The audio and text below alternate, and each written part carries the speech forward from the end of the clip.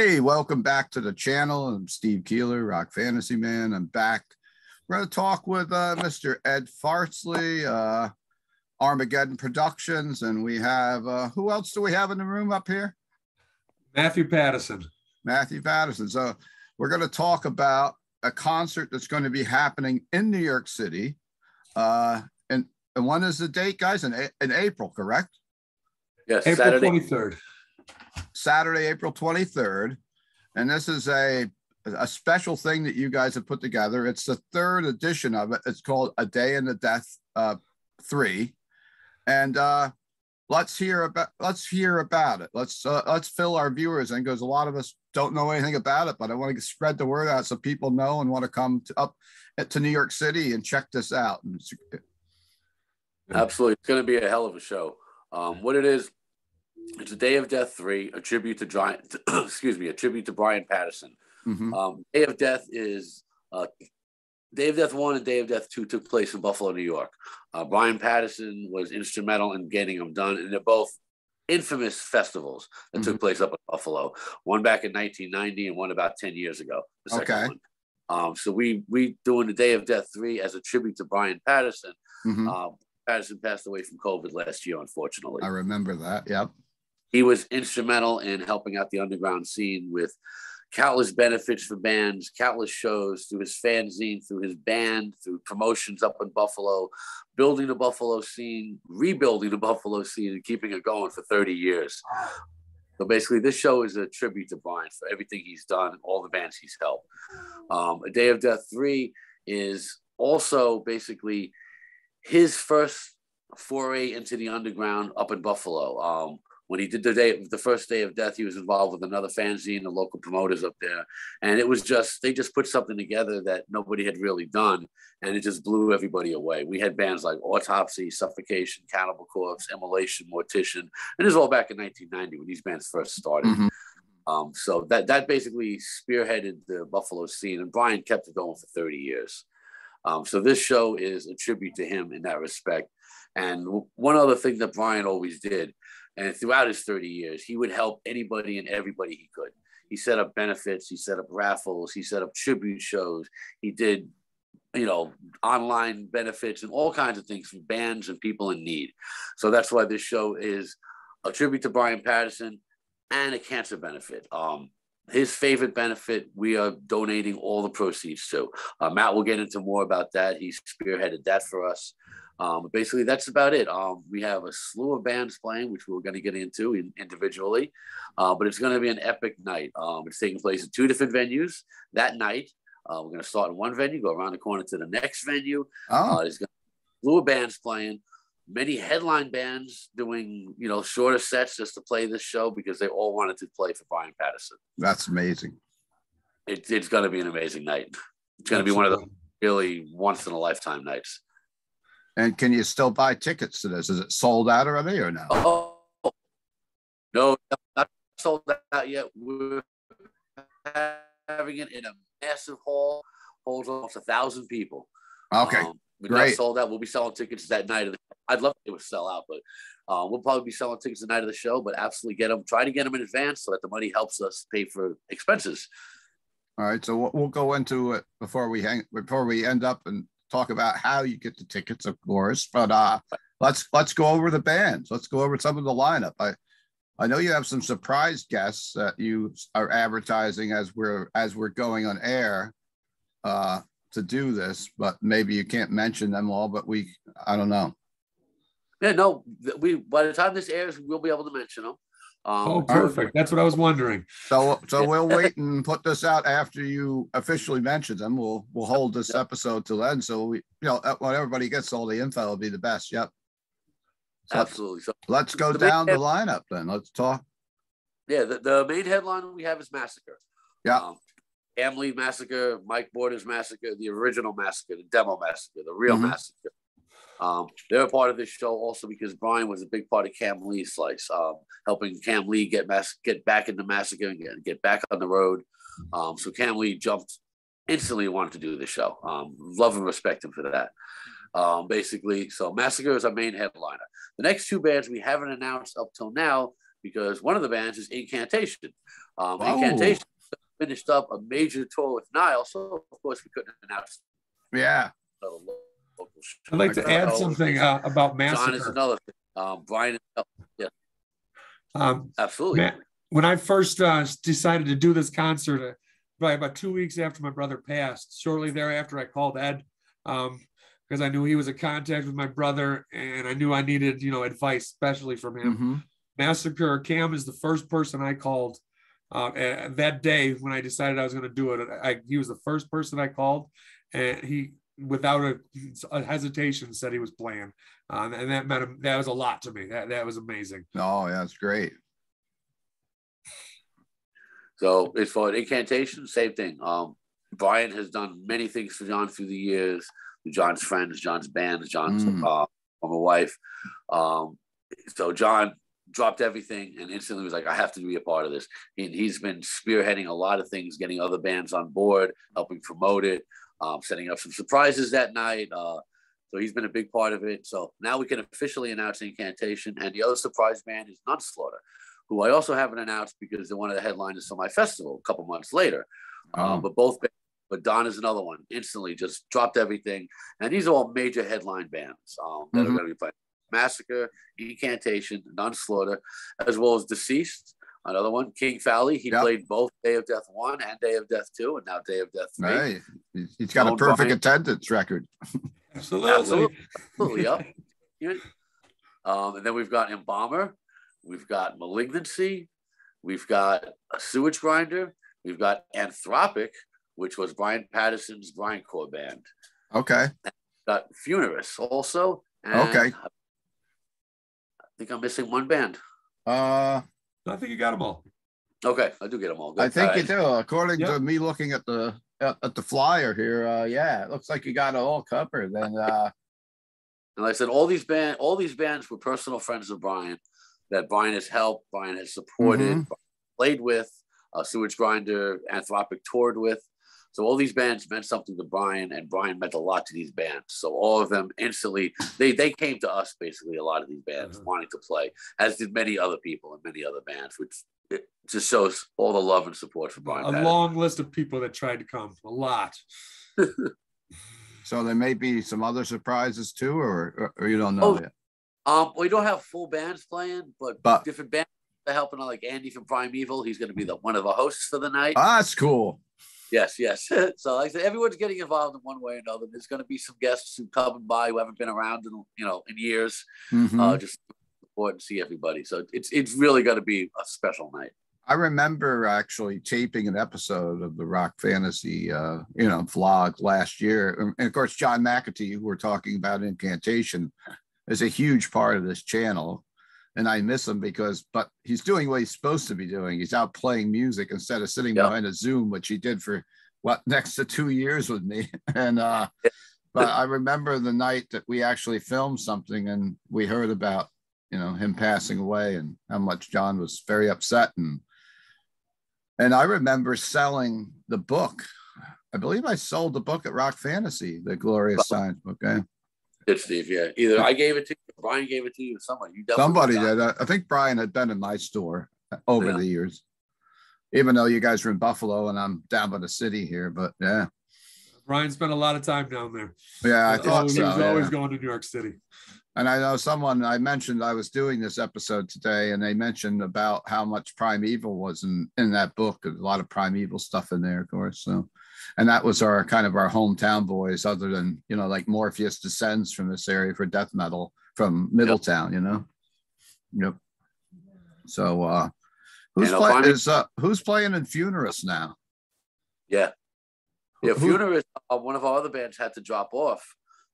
So again, so many people had reached out to us wanting to play, reached out to Jill, and it was like, absolutely. Cool. I know Sammy and Zara was playing drums for Funerus for a while. I don't know if he still does or not. Not right now. He's not. No, they have different drums. Yep. And I don't know what else you want. So tickets. How much are tickets for the show? Tickets are. How much are the tickets, Brian? $45.50 at the door. Right. Okay. Exactly. And the show kicks off. What it's a bunch of bands. So what's this is a Saturday. Does it start in the afternoon? Or we're gonna be having doors probably at 4:00. Yeah, it was 4:30 is what we were sticking to. Nope. And we're gonna start the show probably 5:30, and it's gonna run until about 11:30 that night at the Brooklyn Monarch. Brooklyn Monarch is a massive venue in Brooklyn, holds 950 people. They serve food. They have it's all ages venue. So you can even bring your kids, you can bring your grandparents, you can bring everybody. There you go. Bring them all. That show, the bulk of the bands are going to be playing at Brooklyn Monarch. Then at 11:30, we have to shut that show down because they're having a dance party, as all in Brooklyn do. And we're going around the corner to Sovereign, which used to be called Arrogant Swine, for 2 more bands. Probably Funerus and Nunslaughter are going to be headlining over there. Okay. And the party's just going to move around the corner to a different venue. It's a partial outside venue. And we're going to finish, and we're going to be doing, I said 2 bands, the bulk of the bands at the Brooklyn Monarch, and then the last 2 bands at Sovereign. That's going to be a late night in New York City. Going to be a very late night. And that's why we moved to the Sovereign. He actually wanted me to put the bands on even later. Just keep show going all night long. You may have to serve breakfast, guys. We'll bring breakfast. That's what it takes. Yep. Cool. So obviously you buy tickets for the one venue and you just keep your stub and go over to the other one. Absolutely. Everyone's going to be getting hand stamps or wristbands. So everyone just goes to the next show. If people want to show up later and just show up to see Nunslaughter and Funerus, fine. We'll take tickets at the door for that. Mm-hmm. Vice versa. If you're working or something, yeah. But that basically the price is for the entire night, for the entire show. I want to give my condolences for you, for you about him passing away, and it's such an awful time we're living through right now.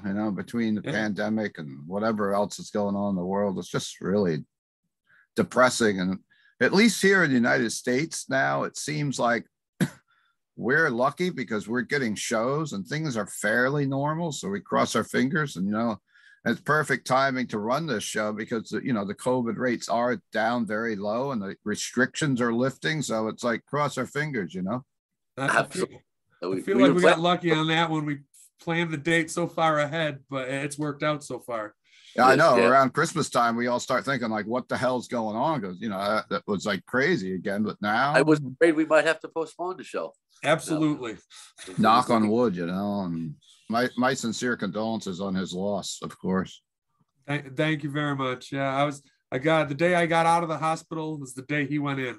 So I never got to see him that day, but yeah, it's rough. But I also wanted to mention I did get a new edition of Glorious Times, the book.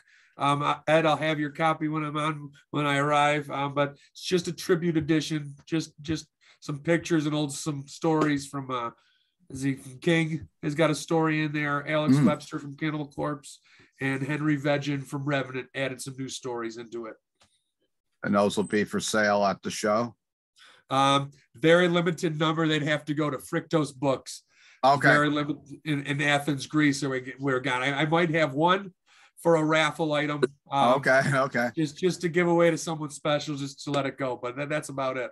So you also had the COVID too, huh? I did, yes. Yeah, my whole family got it that time. Yeah. It sucked, but the reason I'm doing this out of respect for my brother also, but my brother lived for the underground. Yes. And I mean, from the time I was about 6 years old, I'd be terrified to go into his room, just because of all the gory posters and pictures and drawings. But at an early age, he kind of got me to love that and not fear that goriness and kind of accept that. So like I went my own way on music. As far as I went to the punk side and metal, but I was almost at every show that he put on doing the Doors, getting everything. And the love he had, I don't want that to stop with him passing. I'm going to keep his name going, including Glorious Times, only for benefits. If someone needs help, if someone in the community metal scene, there's an illness or something, I want them to call me and we'll help in any way we can. All benefit, all the money goes to them at any point. And that's where I'm going to leave Glorious Times from now on. That's awesome. Yeah. Cool. That's great to see for Brian. Hey, Ed. So I think all also, you have a big concert planned in June, and maybe we could just go over that a little bit too to get people warmed up. And we will revisit that on the channel as we get a little closer. But do you want to talk a little bit about the June Fest too? Sure. It's the Rage of Armageddon 6 Festival, taking place June 16th, June 17th and 18th. Yeah. New York City and Brooklyn. It's going to be at actually 2 different venues. It was going to be at the Brooklyn Monarch, but we're changing it. It's going to be one night at the Paper Box and then one night at Sovereign, same place we're having this show. It's going to be 2 nights of just the ultimate old school metal. Darkness from Germany are coming over to do their first U.S. show ever. Aggression from Canada coming down to do a 35th anniversary full treatment show. Doing a 25th anniversary Fearless Undead Machine set. Caligula have reformed. Insaniac have reformed to do these shows. I've got Heretic from California coming out here. Resistance from California coming out here. Cenotaph playing New York City for the first time ever. Trying to think now. I put you on the spot here. But that I put you on the spot. We're talking about 2 things now, but Nunslaughter, also one of my headliners. To be an epic night. I've got like 30 bands playing 2 days. It's going to be massive. Cool. But it's going to be insane. I know Denny's been looking forward to this because Denny Barth, of course, is a regular on the channel, coming on here talking about everything from classic rock to underground stuff, and he's looking forward to coming to New York. You know, he wants to come see my shop too while he's down here. You know, so I can't wait to see him. It's going to be great. Tickets are on sale for that also. You can get them online at the door, or you can get them for myself. You know, and basically any of the shows, if you want to contact me directly, you can get tickets off me. You know, it's pay any service fees either. Yeah. And it's great that you're keeping metal alive in the N.Y.C. area. I am trying. It's not so easy. It's a struggle, right? It is a struggle, but I'm trying. I know. Of course, I'm going to keep doing it. For people that are watching around the world, it's just devastating to see like the European tours falling left and right again now with COVID and with war but and it seems like everybody's in the States touring now too, like Mayhem's here, and I heard Dark Tranquillity's actually in the city as we're taping tonight, and you got the big Immolation show I think next week. Isn't that next week in the city? Yep. It's better here now. I mean, I was at the Incantation Isle show the other day, and it was great. No vaccination. I know, I missed that. I was so jealous when I saw your pictures, as I saw Hobbs was there too, and I'm like, I would usually be at these things, but I'm still laying a little low. I've got a wife that's got a lot of health issues, and man, just right now, I'm just wanting to get back in my store and get back to work. I'm not even thinking about too many shows now. I just want to keep the store going. It's been priorities. You got to do what you all of us are metal warriors. You've been doing this for years. I've had my shop for gonna be 37 years if I make it to November, and we're all metal veterans, or what do we call it? Metal merchants, as Hallows Eve would say. Yep. So one other thing I want to do though, with the benefit show, metal specifically, is the raffles we have going on. Hey, let's talk about those. Yeah, a big thing with the show, again, is it's all for the Cancer Foundation. It's all for donations. It's all benefit show. So we want to raise as much money as possible. Okay. So we've got bands to send us merchandise. And Matt will get into more of that because he's been collecting all that, contacting all the bands. But we have unbelievable amount of merchandise, music, one-of-a-kind autographed items from all kinds of bands that are going to be raffling off all night long. So everyone bring some extra money because you're going to want to get a hold of this stuff. Matt, take it away. All right. Yeah. One of the things after I'd called Ed after that, 2 weeks after he passed, the next thing I really wanted, knowing I wanted to do a fundraiser, was to contact everyone. And it didn't matter to me. The hardest thing was finding contacts. My brother had some, but I called every record label, every person that I had met at concerts. Just some of the stuff behind me. I'll show you. I have stuff here. I'll just give you a list of the bands. Cannibal Corpse has donated, I believe it's around 9 vinyls, all autographed. Nice. Some very rare, from shirts to A lot of things. Band wise, just bands that have donated stuff is Cannibal Corpse, Dercada, Master, Slaughter, Primeval, Pete Sandoval from Morbid Angel, Terrorizer, Wehrmacht, Malevolent Creation. The Malevolent Creation stuff I have is from Kim Hoffman. It's actually the late Brett Hoffman's personal collection. Oh wow! That I have. So it's from Brett, and it'll be Malevolent Creation. Immolation has some great posters back here. They're amazing. I went and framed them up. They're going to be amazing items. Mhm. We have Goraphobia, Corpse Grinder, Revenant, Insanity, Massacre, Broken Hope, Acheron, Dark Angel, Severed Records, Napalm Death, Carcass. We have some items from Slayer and Merciful Fate. Wow. And Metal Blade Records donated a big case of a whole bunch of vinyls. Okay. And some shirts to go too. So there's not going to be a shortage of items. And most of this stuff is autographed. And I'd love for everyone to go home with an item. It almost sounds like you're going to get a lot of people going home with an item. It sounds like you have a lot. That's going to be a chore in itself, because I've done some benefit stuff locally up here, and it's a chore running like a raffle or an auction type thing, you know.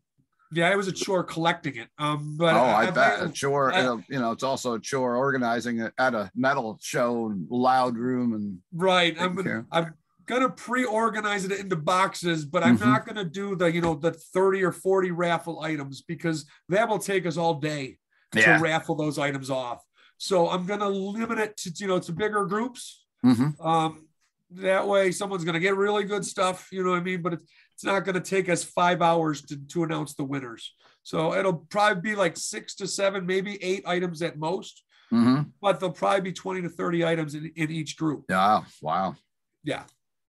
And is there a way that someone's watching that's around the world that can't make it to the show that could donate money to this cause, that could do it, online or something, that would like to help out but can't make it to New York City that day?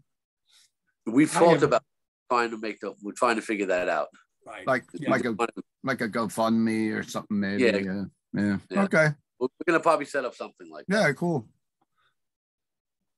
Sounds like it's going to be a blast. So I hope all the metalheads in the area, and either ones around the country or whoever wants to fly in, you still got time.